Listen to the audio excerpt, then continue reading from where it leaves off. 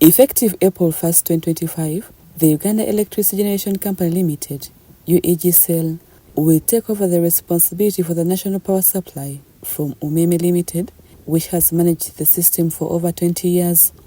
However, there are concerns about whether UEGCL will be able to maintain a reliable power supply.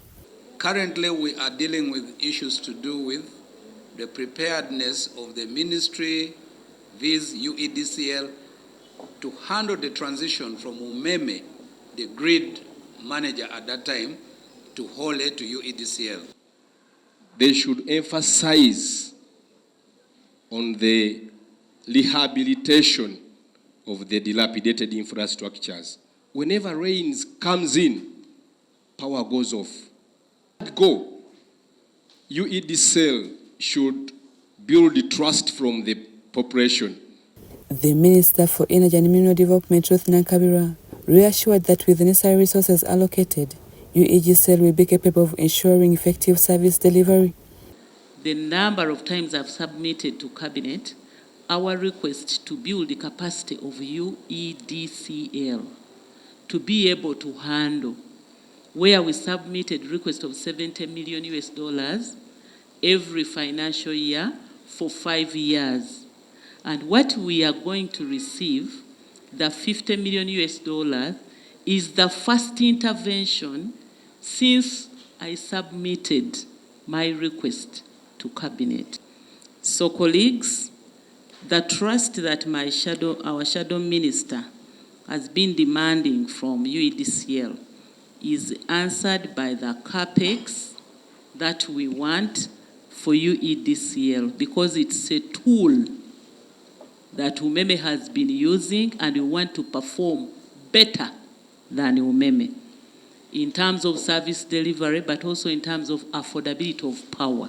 The ministry is still under pressure to pay Umeme an estimated $200 million for the buyout. Nankabirwa says the government should allocate the necessary funds. We are talking about estimates. Nobody can give you vivid figure now. We are talking in terms of estimates. Why? Because much as Umeme's concession is ending on 30th March, 1st April UEGCL will take over. But this transition period requires management of situations as they come. During the meeting with the Parliamentary Committee on Environment and Natural Resources, chaired by Soroti City East MP Habatariko, MPs cautioned the ministry to be transparent regarding the buyout process and avoid false hopes. When they say, like when we were in RAPEX, they said all workers will be taken over by the receiving entity. But the receiving entity may not have capacity to receive all of them.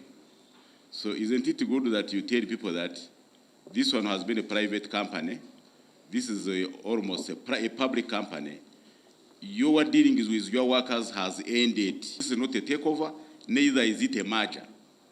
It is a new setup. So we need to be very clear on this thing, Mr. Chairman. UEGCL has been packaging itself. I think if we give them the confidence that they need, communicate in line with what their processes are following now, we will be able to see this vessel land well.